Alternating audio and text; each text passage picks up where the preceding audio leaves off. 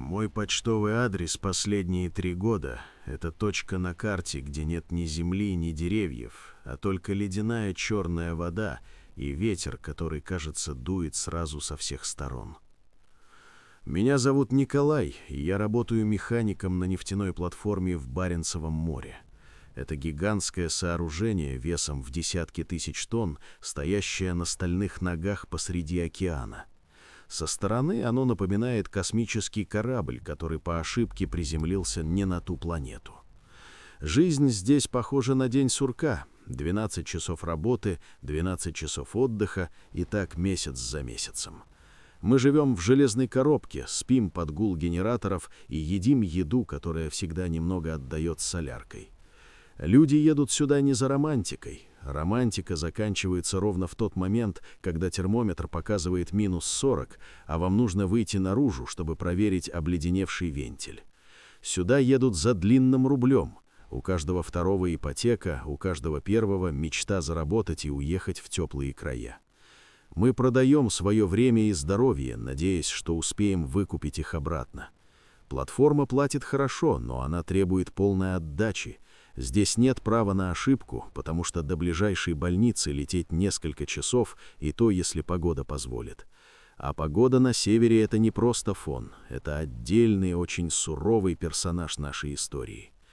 В тот день все началось со сводки метеорологов. К нам шел циклон, не просто очередной шторм, к которым мы привыкли, а что-то действительно серьезное.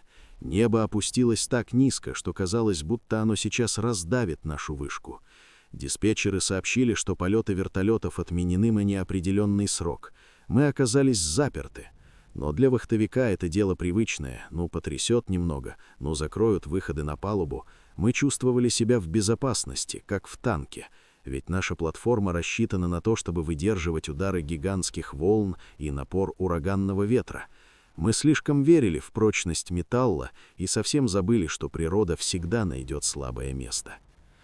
Я заступил на ночную смену. Моя задача — следить за давлением в скважине. Представьте себе бутылку с газировкой, которую очень сильно потрясли. Внутри колоссальное напряжение, и все, что удерживает жидкость от взрыва, — это пробка. Наша пробка — это сложное оборудование, уходящее на километры под дно моря. Обычно стрелки приборов стоят неподвижно, как приклеенные, но в этот раз я заметил странную дрожь. Стрелка манометра основного контура мелко вибрировала, словно кто-то невидимый стучал по ней с обратной стороны. Давление росло, медленно, но верно, по миллиметру подбираясь к красной зоне. Я попробовал сбросить давление через резервный клапан. Это стандартная процедура, ничего сложного. Нажал кнопку, ожидая услышать привычное шипение стравливаемого газа. Но вместо этого система выдала ошибку. Лампочки на пульте мигнули и погасли. В ту же секунду пол под ногами вздрогнул. Это была не та вибрация от моторов, к которой мы привыкли. Это был глухой, тяжелый толчок, идущий из самой бездны, будто гигантский молот ударил по основанию нашей вышки. Я схватился за поручень, чтобы не упасть, и увидел, как стекло на главном датчике треснуло. А потом наступила тишина. Абсолютная, неестественная тишина, которая длилась всего 1 секунду, прежде чем мир вокруг превратился в хаос. Рев, который последовал за тишиной, был похож на взлет реактивного самолета прямо над ухом. Меня швырнуло в сторону, словно тряпичную куклу, и я больно ударился плечом о металлический шкаф. В ту же секунду яркие лампы дневного света мигнули и погасли окончательно. Платформа погрузилась в густой мрак, который лишь через несколько мгновений разбавило тусклое красное свечение. Это включилось аварийное освещение. Оно работает от аккумуляторов и дает ровно столько света, чтобы вы не споткнулись о собственные ноги, но не более того. В воздухе повисла едкая пыль, дышать стало тяжело, а во рту появился неприятный металлический привкус. Я потряс головой, пытаясь избавиться от звона в ушах. Первое, что я осознал, привычная вибрация пола исчезла. То самое сердце станции, мощные генераторы, которые давали нам жизнь, остановились. Вместо мерного гула механизмов теперь был слышен только дикий вой ветра за тонкими стенами модуля. Казалось, что океан пытается расплющить нашу железную скорлупу. Я на ощупь нашел выход из технического отсека и выбрался в коридор. Там уже царила суматоха. Люди с фонариками метались из стороны в сторону, перекрикивая шторм. Лица у всех были бледные, в глазах читался страх, смешанный с непониманием. Мы начали пробираться к центральному посту управления, мозгу нашей платформы. Идти было трудно, пол под ногами ходил ходуном. Шторм снаружи набрал такую силу, что многотонная конструкция раскачивалась, как одинокое дерево на ветру.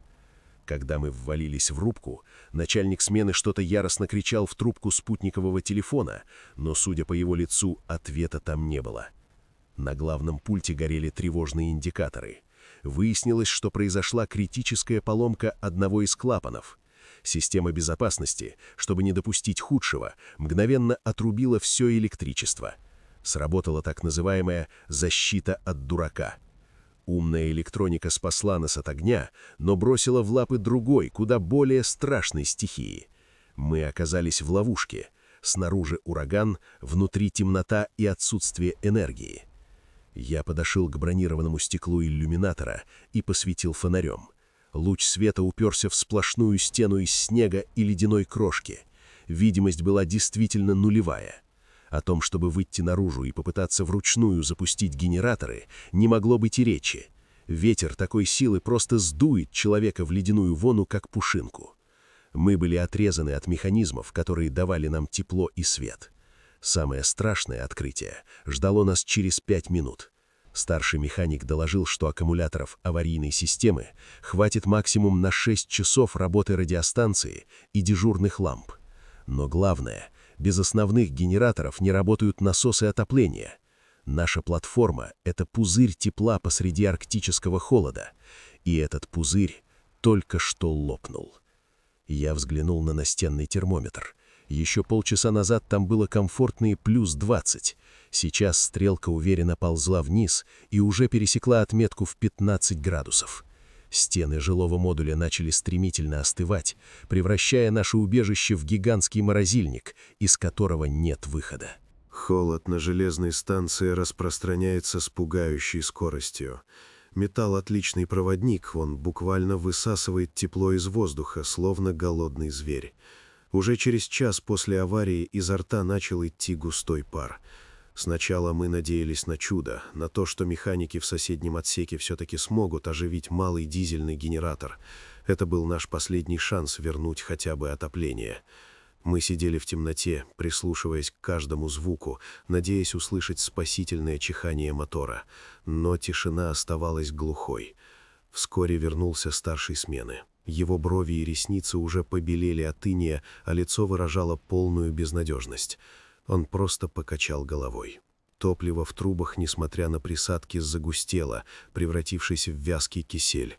Арктика переиграла нас, ударив морозом такой силы, на которую наша система подогрева труб просто не была рассчитана. Мы поняли, что платформа медленно, но верно превращается в огромный ледяной склеп. Чтобы сохранить последние крохи тепла, начальник приказал всем собраться в одном помещении, в кают-компании. Нас было 38 человек.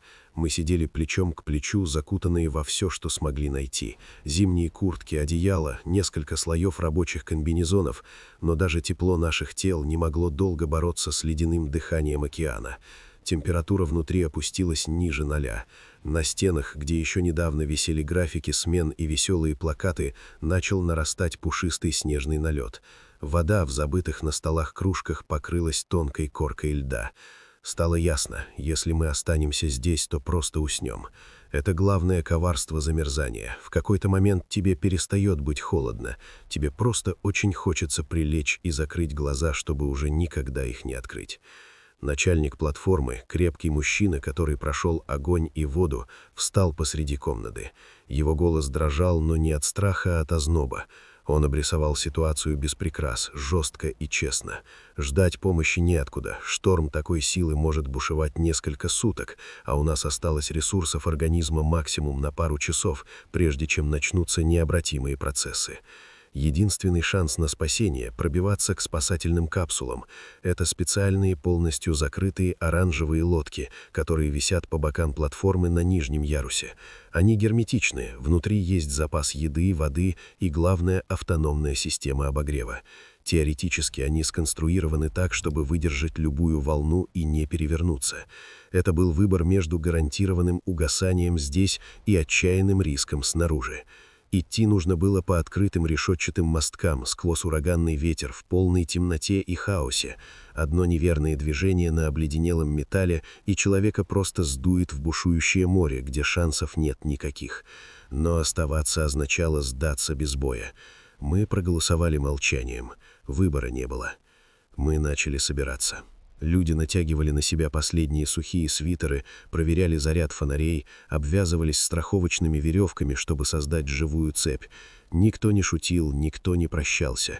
В воздухе висело тяжелое, липкое напряжение. Я застегнул молнию куртки до самого подбородка, глубоко вздохнул и шагнул к тяжелой стальной двери выхода. Я взялся за ледяную ручку, налег плечом, и дверь с неохотным скрипом поддалась, впуская внутрь дикий рев стихии, который тут же заглушил наши мысли. Первое, что встретило нас снаружи, это даже не холод, а невероятная физическая плотность ветра.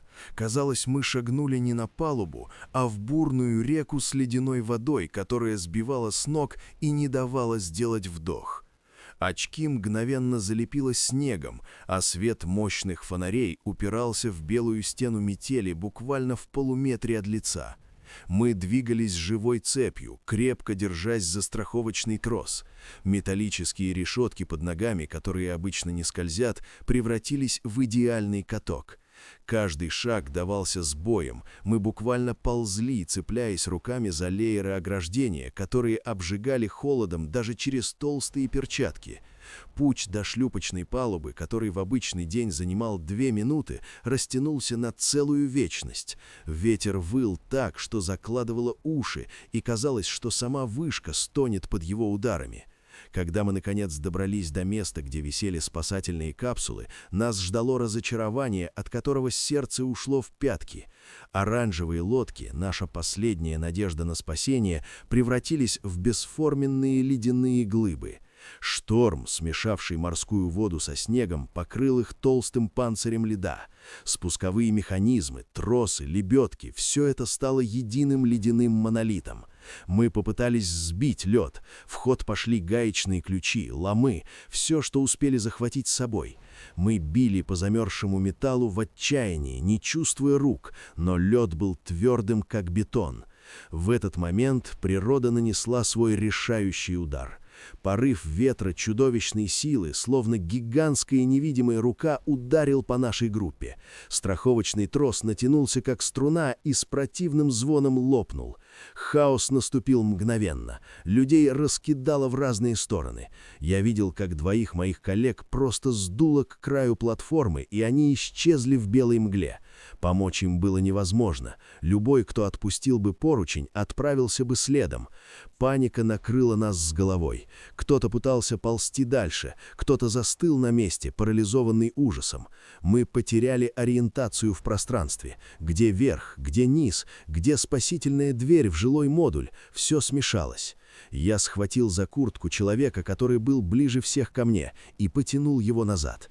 Мы начали отступать. Это было самое тяжелое решение — бросить попытки и вернуться в холодную ловушку, из которой мы так хотели сбежать. Обратный путь я помню смутно. Это был набор вспышек, скользкий металл, удар коленом, чья-то рука, вырывающаяся из моей хватки. Мы ввалились обратно в коридор, задыхаясь и кашляя. Дверь захлопнули с огромным трудом, навалившись на нее втроем. Когда мы, наконец, смогли отдохнуться и посветить фонарями друг на друга, в помещении повисла тишина, которая была страшнее воя ветра. Нас было мало, слишком мало. Группа разделилась в суматохе, и многие так и не вернулись из той белой пелены. Но самое жуткое открытие ждало нас впереди. Мы поняли, что отступать нам больше некуда.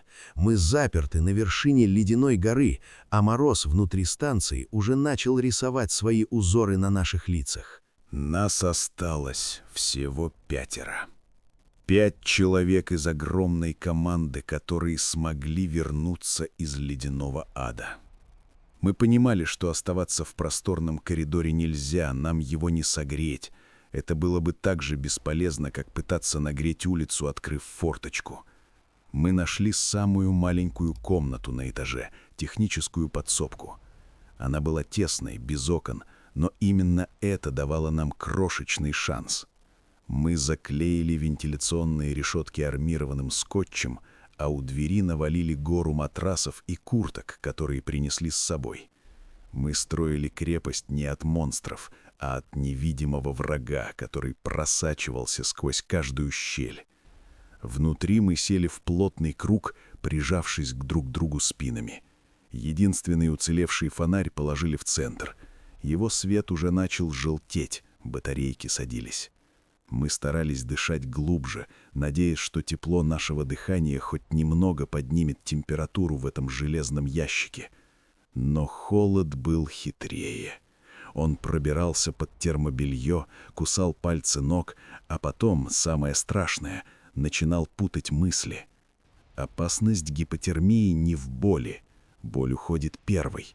На ее место приходит удивительное спокойствие и непреодолимое желание спать. Тебе начинает казаться, что если ты закроешь глаза всего на минутку, то тебе станет тепло и хорошо. Это ловушка, сладкий обман мозга, из которого нет возврата. Я понимал это и старался держать остальных в сознании. Я толкал соседей локтем, заставлял их говорить, вспоминать имена детей, рассказывать глупые истории, читать стихи, все что угодно, лишь бы мозг работал. «Не спи, говори со мной», — хрипел я, хотя мой собственный язык уже еле ворочался и казался чужим. Но силы были неравны. Голоса моих товарищей становились все тише, паузы между словами все длиннее, один за другим они замолкали, склоняя головы на грудь. Это не выглядело как сцена из фильма «Катастрофы». Это выглядело так, будто очень усталые люди просто решили вздремнуть после тяжелой смены. Я тряс их за плечи, но они уже не реагировали. Холод забирал их тихо, одного за другим. Через несколько часов со мной остался только мой напарник Андрей. Мы сидели друг напротив друга, и он рассказывал мне про то, как планирует перестроить дачу. Он говорил медленно, с трудом подбирая слова, его взгляд был расфокусирован. В какой-то момент он замолчал на полуслове, улыбнулся чему-то, что видел только он, и закрыл глаза. Я ждал, что он продолжит, но его грудь больше не поднималась. Я потрогал его руку, она была ледяной. В этой тесной темной каморке нас сидело двое, но я с ужасом осознал, что дышу здесь теперь только я один. И тут случилось то, от чего кровь застыла в жилах даже на таком морозе. В абсолютной тишине, которую нарушало только мое тяжелое дыхание, я услышал отчетливый звук. Это был не скрип металла и не вой ветра снаружи. Это был тихий, спокойный голос, который позвал меня по имени из темного угла комнаты, где совершенно точно никого не могло быть. Я резко развернулся и направил слабеющий луч фонаря в тот угол, откуда донесся звук. Там было пусто.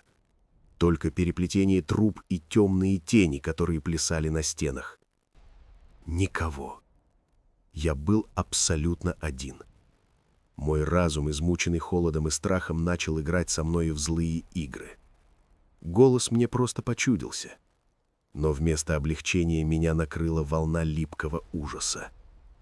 Тишина вокруг была такой плотной, что звенела в ушах. Чтобы не сойти с ума, я решил, что должен издавать звуки. Любые.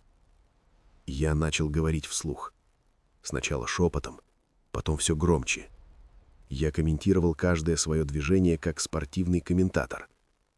«Ну что, Николай», — сказал я сам себе, — «пора согреться, иначе ты превратишься в ледяную статую». В обычной жизни разводить открытый огонь на нефтяной платформе — это строжайшее табу, за которое увольняют без разговоров. Но сейчас старые правила больше не действовали. Я нашел железное ведро для мусора, вытряхнул из него содержимое и поставил в центре комнаты. Топливом послужили инструкции по технике безопасности и бумажные журналы учета. Какая ирония! Правила, написанные, чтобы сохранить нам жизнь, теперь спасали меня тем, что сгорали в огне. Я чиркнул зажигалкой. Огонек неохотно лизнул бумагу, но потом все же разгорелся. Это было жалкое маленькое пламя, но для меня оно казалось самым прекрасным зрелищем на свете. Я протянул к нему окоченевшие руки. Тепло едва чувствовалось, но свет от костра отогнал темноту. Тени в углах стали длиннее и резче. Мне начало казаться, что они шевелятся, что это не просто тени, а молчаливые зрители, которые окружили меня плотным кольцом. Я понимал, что бумаги хватит ненадолго. Я начал искать глазами, что еще можно сжечь. В ход пошла деревянная полка, которую я с трудом оторвал от стены, разбив ее ногой на щепки. Я кормил этот маленький костер, как голодного зверя, и продолжал говорить. Я рассказывал огню о своем детстве, о том, как однажды поймал огромную щуку, о том, что не успел починить крышу на даче. Я говорил, чтобы заглушить ту мысль, которая пульсировала в висках. Помощи не будет. Шторм снаружи не утихал, а значит, ни один корабль и ни один вертолет не смогут приблизиться к станции еще несколько дней. А у меня в запасе оставалось всего пара часов, прежде чем закончится все, что может гореть. Я сидел, уставившись в пляшущие языки пламени, и чувствовал себя последним королем мертвого королевства. Мои веки стали тяжелыми, как свинцовые заслонки. Тепло от костра и монотонный голос убаивали. Я почти провалился в забытье, когда боковым зрением заметил движение. Сначала я подумал, что это снова игра теней. Но потом я перевел взгляд на массивную стальную дверь, которую мы забаррикадировали изнутри. Медленно, очень медленно, тяжелая ручка двери начала поворачиваться вниз, словно кто-то с той стороны очень осторожно пытался войти. Я смотрел на ручку двери, не в силах пошевелиться. Она медленно вернулась в исходное положение. Тишина. А потом я услышал голос. Глухой, словно пробивающийся сквозь вату, но такой знакомый. «Коля, открывай, ветер стих. Мы идем домой». Это был голос Андрея. Того самого Андрея, который сидел в паре метров от меня, прислонившись к стене, и уже никогда не сможет ничего сказать. Мой разум треснул. Грань между реальностью и бредом стерлась окончательно. Я понимал, что за дверью никого нет, что это невозможно, но мне так отчаянно хотелось верить в это чудо. И тут произошло странное. Холод. Этот беспощадный зверь, который грыз меня последние часы, вдруг отступил. Сначала исчезла дрожь, мышцы расслабились, а боль в суставах утихла. По телу разлилась приятная густая волна тепла, словно я оказался не в ледяной ловушке посреди океана, а в натопленной бане или на пляже под жарким южным солнцем. Мне стало жарко. Невыносимо, удушливо жарко. Пуховик, который еще минуту назад был моим единственным спасением, вдруг показался тяжелой душной тюрьмой. Я подумал, зачем я так накутался? Здесь же настоящее пекло. Это была последняя и самая коварная ловушка переохлаждения. Мозг, сбитый с толку, начал посылать ложные сигналы. Я уверенно расстегнул молнию куртки, стянул шапку и отбросил ее в угол. Теплый воздух, которого на самом деле не существовало, обдувал лицо. Стены тесной каморки начали таять и расплываться. Вместо ржавых труб и темноты я увидел яркий ослепительный свет в конце коридора. Это было солнце. Огромное, ласковое полярное солнце, которого здесь не бывает зимой. Оно звало меня, манило к себе обещанием вечного покоя и уюта. Я встал на ватные ноги. Я больше не чувствовал усталости. Тело казалось невесомым, как перышко. Я начал растаскивать баррикаду у двери с легкостью, на которую способен только человек, потерявший связь с реальностью. Я был уверен, что за этой дверью меня ждут друзья, горячий чай и лето. Я распахнул тяжелую створку. В лицо ударил ледяной вихрь со снегом, но мой воспаленный рассудок воспринял это как свежий морской приз. Я улыбался. Я сделал шаг через порог, раскинув руки, готовый обнять этот свет и раствориться в нем. Я был ровно в 1 секунде от того, чтобы шагнуть в ледяную вечность, уверенный, что иду в райский сад. Но в этот самый миг, сквозь сладкий туман галлюцинаций, прорвался звук. Жесткий, ритмичный, нарастающий рокот, который заставил стены вибрировать и не имел ничего общего с моим прекрасным сном. Это был не стук моего сердца, готового остановиться. Это был тяжелый, рубящий воздух ритм лопастей огромного вертолета. Я поднял голову и сквозь пелену увидел, как с небес, разрывая снежную мглу, опускается мощный луч прожектора. Он был таким ярким, что глазам стало больно, но эта боль была спасительной. Она выжгла галлюцинации, прогнала ложное солнце и вернула меня в суровую реальность. Ветер от винтов ударил в лицо с новой силой, но теперь это был ветер надежды. Сверху на тросах спускались люди в ярко-оранжевых комбинезонах. В своих шлемах и масках они напоминали пришельцев из космоса, но для меня в тот миг они были ангелами-хранителями. Я хотел закричать, помахать им, но тело окончательно отказалось подчиняться. Я просто сполз по косяку двери и упал на колени. Последнее, что я помню урывками, это чьи-то сильные руки, которые подхватили меня как ребенка. Щелчок карабина, ощущение полета вверх к брюху железной птицы и резкий запах керосина, который показался мне ароматом самой жизни. Потом была темнота, но уже не холодная и страшная, а теплая и вязкая. Сознание отключилось, предоставив врачам делать свою работу. Я очнулся через 3 суток в палате интенсивной терапии в Мурманске. Первым ощущением была тишина. Не та зловещая тишина мертвой станции, от которой звенит в ушах, а спокойная, стерильная тишина безопасности. Рядом пищали приборы, пахло лекарствами и хлоркой. Когда ко мне вернулась способность говорить, я задал врачу только один вопрос. Кто еще? Доктор отвел глаза и долго молчал. Мне не нужны были слова. Я понял все по его взгляду. Из нашей группы, которая осталась в том техническом отсеке, вертолет успел забрать только меня. Для остальных помощь пришла слишком поздно. Их вечный сон, в который они так тихо ушли, стал необратим. Восстановление заняло долгие месяцы. Мне пришлось заново учиться ходить, держать ложку, чувствовать пальцами тепло и холод. Врачи говорили, что я родился в рубашке, что мой организм сотворил чудо. Но я знаю, что дело не в чуде. Просто в тот момент, когда нужно было сдаться, я разозлился. Злость на стихию, желание доказать, что я сильнее этого белого безмолвия, не дала мне закрыть глаза. Сейчас я живу в небольшом городке в средней полосе. Здесь не бывает полярных ночей, а зима мягкая и пушистая. Я больше никогда не вернусь на север. Я сдержал слово, данное самому себе в том ледяном аду.